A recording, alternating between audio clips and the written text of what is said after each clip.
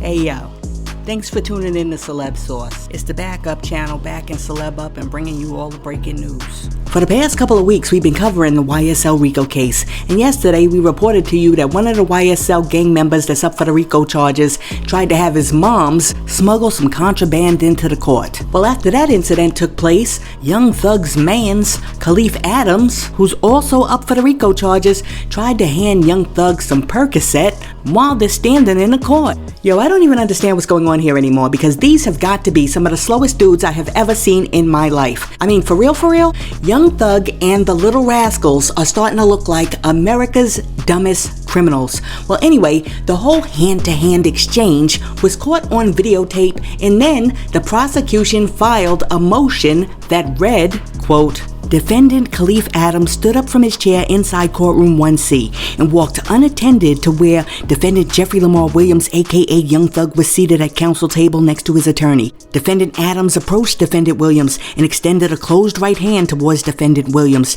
Defendant Williams extended his open right hand towards Defendant Adams' closed right hand and accepted an item of contraband, to wit, Percocet, from inside Defendant Adams' hand. End quote. The motion that read like a novel went on to say, quote, a Fulton County Sheriff's deputy immediately approached Young Thug and asked him to open his hand to reveal what he had received from Adams, who, by the way, also goes by the name Bobby Hunt.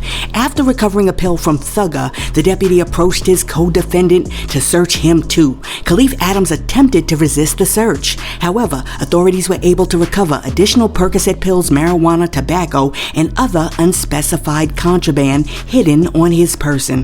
The items had been wrapped in plastic and food seasoning to mask the cannabis smell. End quote. According to sources, Khalif Adams also swallowed a whole bunch of some of the stuff that he had on him, and he had to be rushed to the hospital. Honestly, I do not know what these dudes are doing. It's like they're making a how-to manual on how to get locked up. I swear, it's going to be called A Dummy's Guide to How to Get Life in Prison. Hey yo, on to the next story. This year, Snoop Doggy Dogg is mad excited because he's been selected to be a captain for the NFL's 2023 Pro Bowl game, where he's going to be coaching the AFC team alongside NFL Hall of Famer Peyton Manning. And on the other side of the football field, Peyton's brother Eli Manning is going to be coaching the NFC team with comedian Pete Davidson. Now check it out. Everybody's saying that this year's Pro Bowl is going to be a little different than it's been in the past, because they're switching it up, and instead of doing the same old thing, this year they're going to feature players competing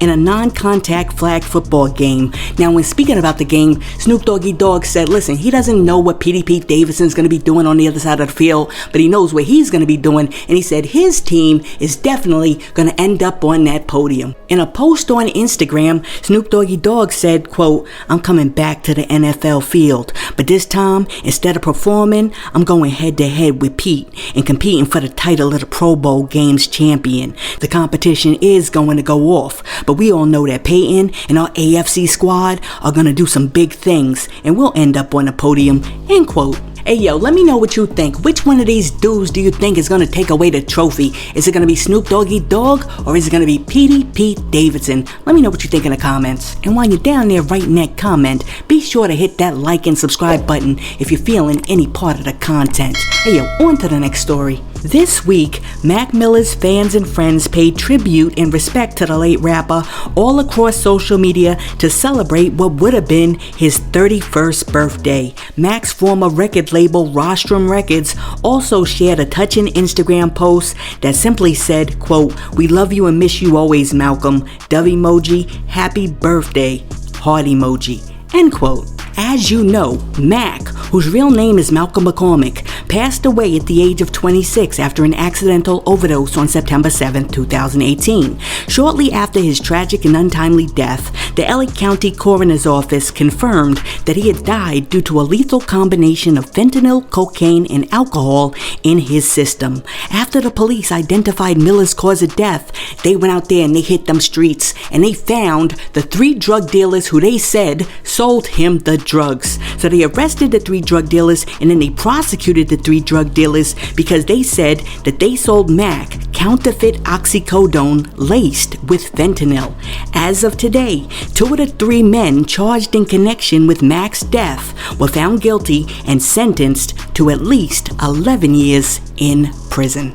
Listen, I actually liked Mac Miller. I saw him do a Tiny Desk concert and I really appreciated his bars. And I'm actually very glad that they got these 3 drug dealers that sold him the laced drugs off the street so they won't be out there killing anybody else. Listen, there's nothing that we can do to bring back Mac Miller, but what we can do is try to deter some of these kids from using drugs in the first place. Listen, for all of you people who are actually out there in 2023 contemplating whether you should use drugs, I got something for you. I came up with a very simple rule when I was a kid, and it goes a little something like this. If I see somebody put something into their body and then that thing kills them, I don't put that into my body too.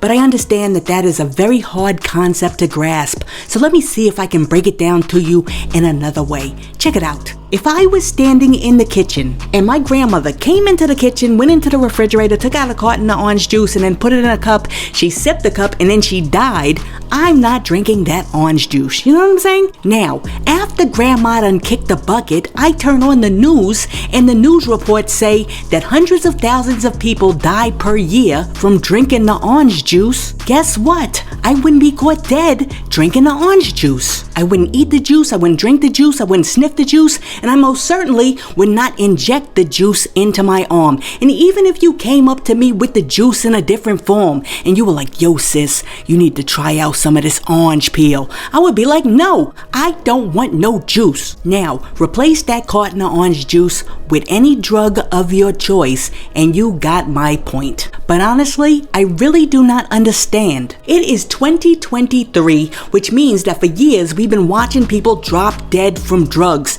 And now we're even seeing people drop dead from fentanyl, not by smoking it or injecting it, but simply by being in its vicinity. But yet, somebody offers you some drugs and you're like, seems like a good idea. Now, I already know somebody's gonna come in the comments and they're like, yo sis, you don't understand, drugs be making you feel mad good. You know what doesn't feel good? Being dead. Let me tell you something, if you're somebody who has never used a drug in your life, keep that streak going. Do not be the person who decides to use drugs for the first time in 2023. Alright, that's my PSA for the day. In other news, DJ Mustard's ex-wife Chanel Fieri is demanding that he pay her $82,000 a month in child support. You know what? I'm actually lowballing that, because she actually wants $82,628 per month in child support for all 3 of her children. Chanel says that she did a forensic review of DJ Mustard's bank accounts and he got enough dough to pay for them kids. According to Chanel, DJ Mustard's gross income for 2020 was $10 million. However, the courts kind of want to see what DJ Mustard brought in 2022. In the meantime, Chanel is asking for a temporary support order in addition to the $35,000 in spousal support that she receives every month based on their prenup. But wait a minute, Chanel's not done. She also wants $60,000 on top of the payments that he already made thus far. Oh my goodness, this chick is dead serious. She's definitely digging in those pockets, because that's a lot of money to be getting when you were only married to the dude for 2 years. I don't know, let me know what you think in the comments. Do you think that $82,000 a month is a whole lot of money to be paying for child support? Or do you think, hey, if dude got it, he should pay it? Hey yo, on to the next story. As you know, mad rappers have been unfollowing Gunna ever since he copped a plea in court in the YSL Rico case. They're snatching back their follows because they want you to know they do not rock with snitches. Well now, the newest rapper to have allegedly unfollowed Gunna is Polo G. However, Polo G is like, nah son, I ain't unfollow him. Polo G said, quote, I wasn't never following him to unfollow him. Y'all be on D, end quote. After Polo G made that comment, Polo G came back and made another comment. Polo G said, quote, "I don't follow up behind nobody. I make my own decisions as a man, and I do a good job at minding my business. You don't see me in this ish for a reason. I don't F with ninjas, good or bad, simple and plain," end quote. Yo, I never thought that I would see the day when the biggest diss that you could give to a dude is, yo, I unfollowed you, son. You get no likes from me. I'm not giving this dude no thumbs ups, no more. And as a matter of fact, I'm snatching back all the smiley faces I gave this ninja. Cause I do not rock with this dude. Yo, unfollow that dude now so everybody can see that I unfollowed that dude. Hey yo, that is where we have come to as a society. And all I can say is it is what it is. But I guess unfollowing somebody is much better than moitering somebody in the streets. Check it out. Although KingVon is dead and buried, it seems like he's still out here stirring up trouble in these streets. As a matter of fact, a recent report claims that KingVon may be the one behind FBG Duck's moiter. If you didn't know, FBG Duck was killed in Chicago back in August of 2020 while he was doing a little shopping.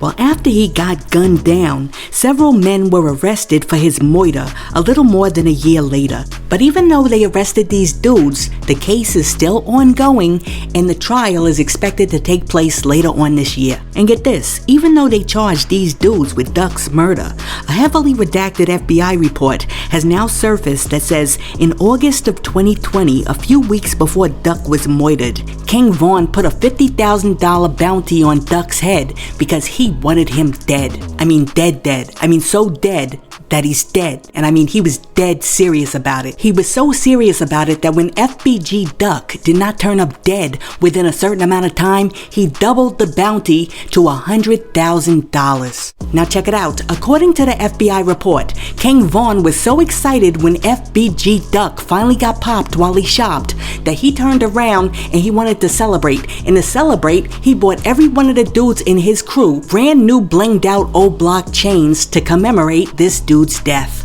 Now, when news about KingVon's alleged $100,000 bounty on FBG Duck's head started circulating online, King Yella said, quote, KingVon was the devil, he wasn't human, end quote. Now, while there's a whole bunch of people online who seem to agree with King Yella's sentiments, a whole bunch of other people feel like the ops are trying to play dirty and they're trying to pin this moiter on a dead man. Listen, I don't even know what to think anymore when it comes to all these dudes running around shooting people down. I mean, I don't understand how you could just shoot somebody and walk away and have absolutely no conscience. But that's because I have a conscience. Listen, this whole thing is crazy. I mean, and then to turn around and then to be wanting to sport a chain to commemorate the dude's death, that's just nuts. And I gotta tell you, that's what little psychopaths and little sociopaths do. Yo, let me know what you think. Do you think that KingVon set up the hit on FBG Duck? Or do you think that the ops are trying to pin this moiter on a dead guy? Hey yo, thanks for tuning in to Celeb Source, your source for celebrity news. Be sure to like and subscribe to the channel. Peace.